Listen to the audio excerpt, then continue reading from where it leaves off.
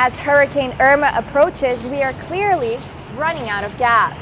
Although Brianna is very active in the classroom, she's also extremely busy with extracurricular activities. Even while at the park, there are plenty of choking hazards, such as this one, that you need to watch out for with your pet. As an example, this nozzle used to use up 3 gallons of water, but now it will only be using half a gallon.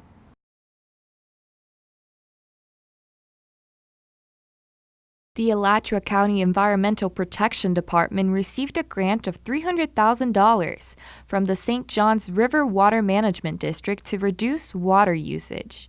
Their goal is to replace irrigated turf with Florida-friendly landscaping and save water to conserve the springs.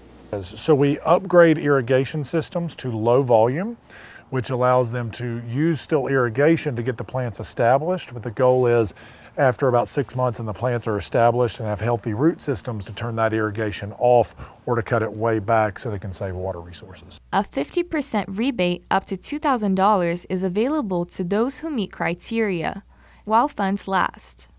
The program, which has been open for about a year for both homeowners and commercial properties, seems to be off to a slow start when it comes to community adoption. So far, only 39 projects have been completed, saving about 6 million gallons of water. I think kind of the name is a little misleading if you don't know that SWAP actually stands for Save Water Add Plants, and you assume turf swap means remove your grass, and most people don't want to do that. Or they envision that it's just going to be all hardscaping and not very attractive, and that's certainly not the case. So I think it's quite frankly a misconception about what that term means and how you qualify for the program, and then maybe people are like me and assumed that, you know what, that's too good to be true. No one's going to hand me $2,000 for getting new landscaping. Although exact numbers are still in the works, the average homeowner who makes the swap can expect to reduce their water usage and save about $1,000 per year. As an example, this nozzle used to use up 3 gallons of water, but now it will only be using half a gallon.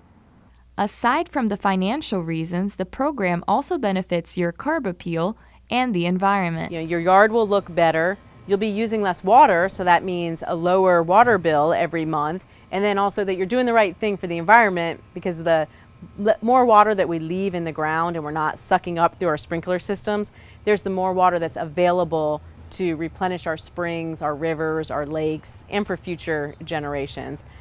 If you'd like to learn more, you can go to their website at myyardourwater.org. Brianna Berger is a very dedicated student. The Buchholz Jr. is taking 5 AP classes, is the president of the robotics club, and has leadership roles in speech and debate and a math club.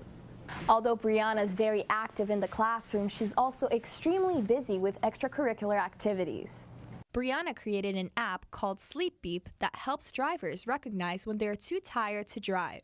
She's now working on an app to help Alzheimer's patients. She also created 2 technology-related organizations that involve community outreach. Senior Tech Net involves going into nursing homes to teach seniors how to use technology. And Coder Girls aims at getting girls nationwide interested in coding. In a lot of my computing classes, there were barely any girls, and I felt very isolated, so I wanted to create a community, like a sisterhood of coders. Coder Girls now has 6 chapters in New York, Florida, Maryland, and Nebraska. Next week, Brianna will be flying to North Carolina to receive national recognition for her aspirations in the field. She's one of the most hardworking, intelligent young ladies that I've ever taught, so she is definitely a gem, and she deserves all of these things that she's getting. Although the computer science field is currently dominated by men, Brianna is doing her part in encouraging girls to participate. I want more girls to join, and I want to make it a community and make it fun rather than just zeros and ones. How can you take me to jail for having to go pay? While most of us don't have to think twice about using the bathroom, some of us are not as fortunate. Many local businesses do not allow the homeless to use their facilities for fear of turning away their paying customers.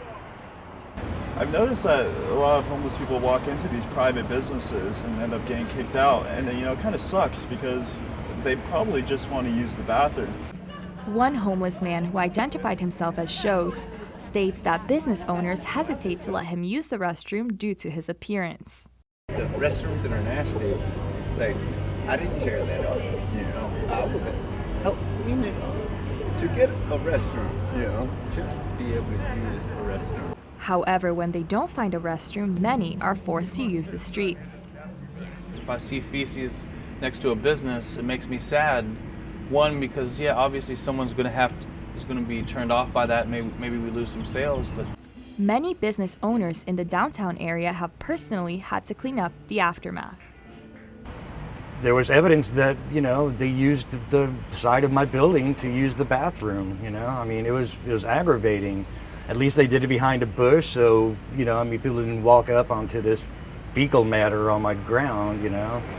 I mean, we went as far as like putting up a sign saying, please don't use this is not a bathroom here, but how can you tell someone that really has to go to the restroom not to do it, you know? Despite the hardship on businesses, city officials say there are no plans to build more restroom facilities. We don't currently have any projects in the work that would involve public restrooms. However, we've recently completed within the past couple of years 2 significant projects with public restrooms. That includes the Bo Diddley Plaza as well as Depot Park. So both of those projects do have public restroom components to them. However, the restroom in both of these locations are closed after 9 p.m. Meanwhile, the penalty for urinating or defecating in public may include jail time. Although the GPD has received numerous complaints, it is not always easy for officers to find the culprit. A lot of the times we're not able to actually observe the activity, we just see the aftermath, and it's very difficult for us to try to identify who it is that's doing that unless we observe it ourselves. Although plans for restroom construction are not underway, Meeker said they would consider a project focused on restrooms if the public voiced substantial concern. This is something that the community should pick up, and maybe we should advocate for more public restrooms just to relieve the burden on private business.